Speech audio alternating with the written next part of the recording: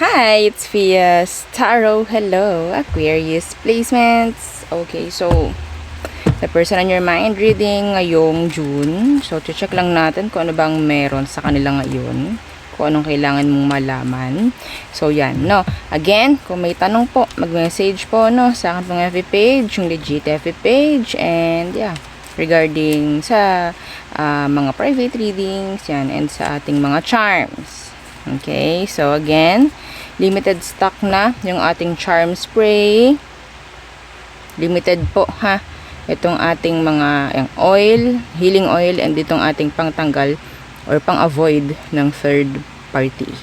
Okay, and the rest, yung ating cord cut, yung love bracelet, yan, they're all available. So, ito po yung love and money bracelet.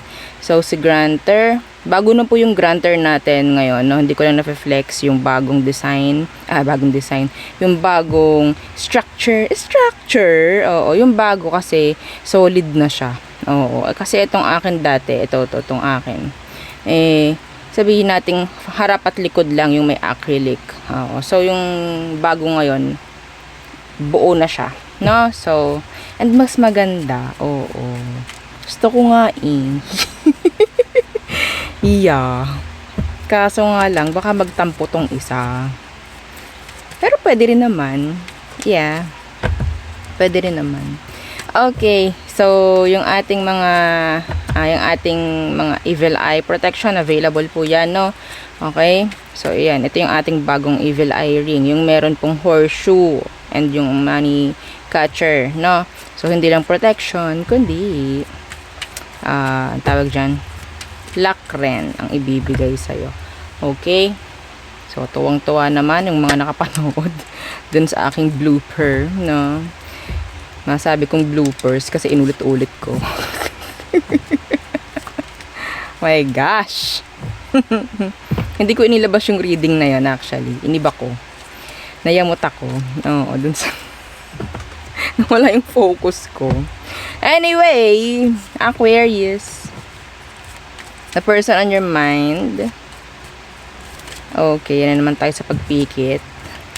Okay.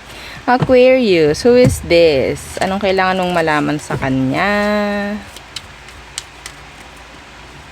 Check natin yung energy. Sa Aqua, who is this? Strength. Could be a Leo. Leo. Energy. Leo placements. Strength. The Magician.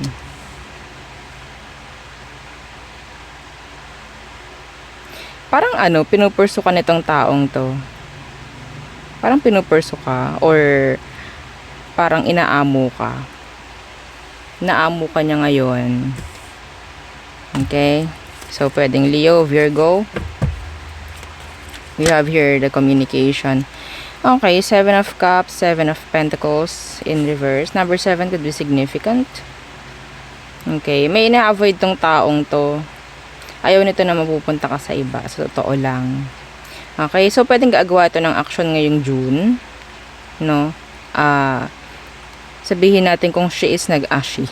Kung siya ay, maybe babae to. No? Pwedeng itong taong ito is gagawa, no, ng action, like pwedeng message ka kung hindi ka pa mini-message, mga ganyang bagay, like gagawa siya ng effort, no.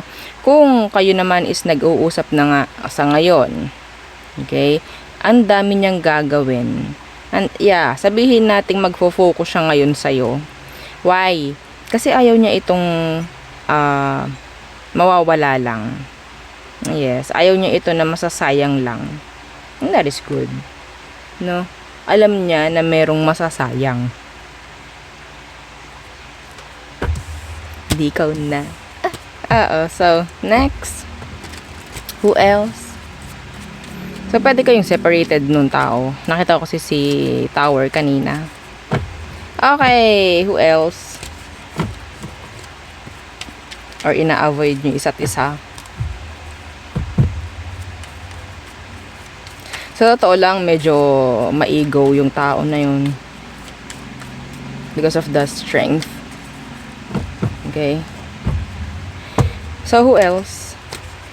the person on your mind, and let's see what is their next move or what ngayong June. Who is this? The Ten of Cups. Pwedeng asawa mo, somebody na nagbibigay or nagpo-provide ng happiness. The Five of Cups in reversed. Ay, this is not for all, ha. This is not for all. Yung iba sa inyo iniisip nyo yung somebody, yung tao na nawala na.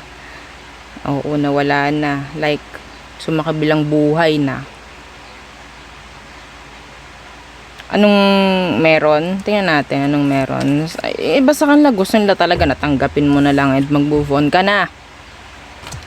Okay? Yeah. Justice. Ooh. What is this?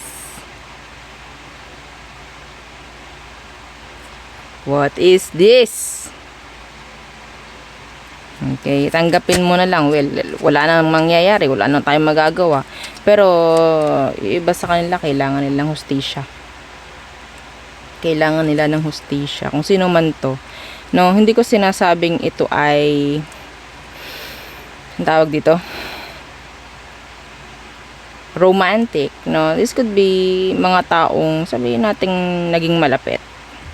They need justice. Sino to?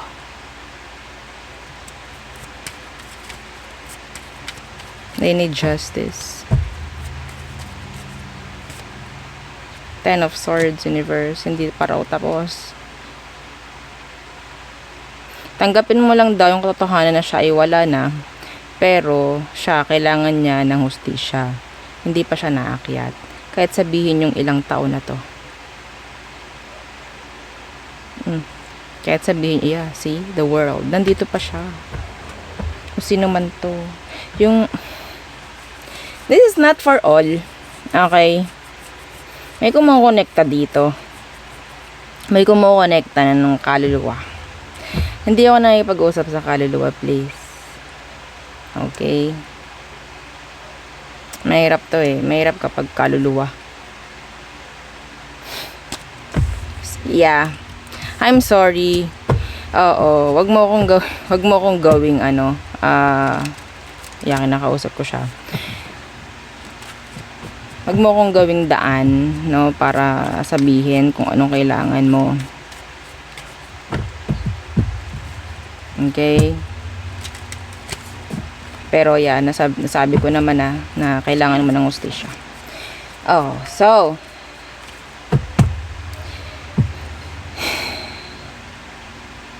mahirap, masakit sa ulo kapag kaluluwa ang nandito, ang kumukonekta. Hanggat maaari, ayoko pong kumonekta sa mga ganyan. Yung mga nagpapareading about person na mga sumakabilang buhay na hindi ko kayo ma-entertain kasi ayoko talaga. Kahit magbayad pa kayo. No, ayoko. Kasi magugulo sila. Hindi sila kapag nakakita sila ng pwedeng konektahan, pwedeng makausap, pwedeng maging daan, guguluhin at guguluhin eh. Hindi tayo makakapag-reading nito. Okay?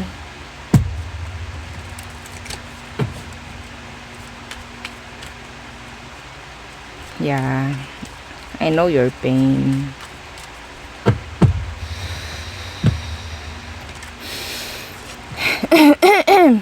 Anyway. Hang on.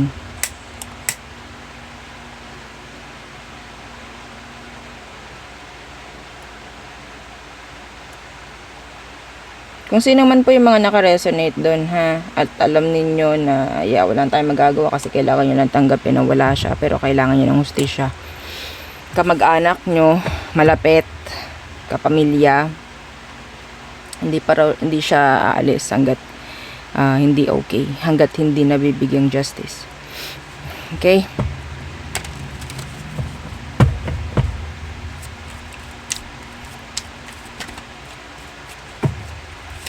My gosh.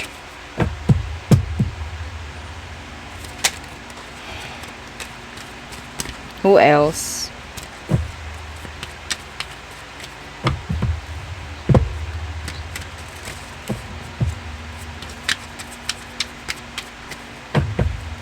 Who else? For Aquarius. Sorry ha. Kasi may may pumasok.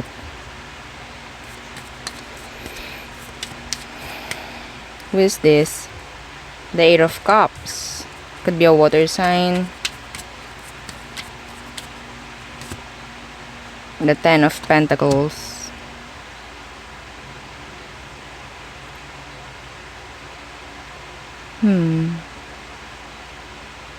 Itong taong to pwedeng lumayo para kumita ng pera, para magtrabaho sa ibang bansa, mga ganyang bagay. Hindi sinasabi rito kung kayo ba ay magkahiwalay or what. Magkahiwalay ba kayo or hindi? Nine of Wands. Oh. Ang nangyari dito, may issue. There's that trust issue. Mahirap, maybe, kasi LDR. There's trust issue here, Nine of Wands. Sama sa pakiramdam talaga kapag may kumukonect ang kaluluwa.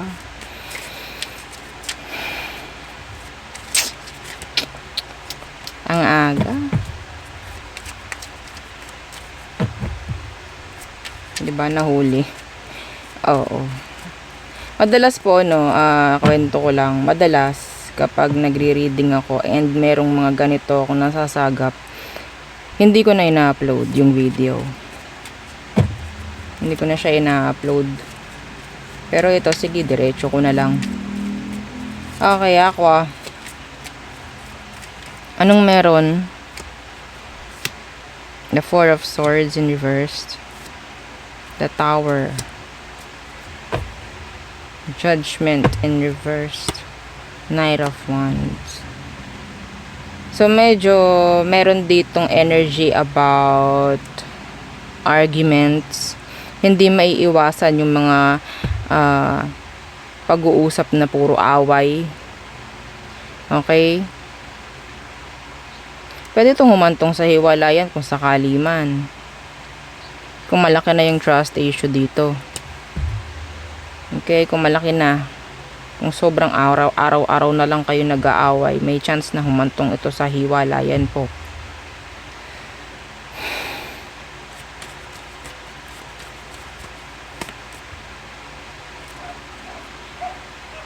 Okay, so Magician in reversed. Anyway, Scorpio, water, air, I don't know, water, earth, and fire. So, pasensya na ako ha. Hindi natin yan inaasahan yung mga ganyan. Medyo talaga sa energy. Malakas kumain yung mga yan ng nakakapagod, nakakadrain. Okay, so all signs Aries through Pisces. Bawi ako next time. So Aries, they want progress. They see progress, growth with you. Taurus, they're looking for you. Gemini, they're dropping you. Cancer, they're jealous. Leo, meron ditong third party involved or maybe separation or pain, mga ganyan. They're in pain. Virgo, they're open. Actually, they're just waiting and open. Libra, okay, a time waster. Okay. Scorpio, they're avoiding you, rejecting you.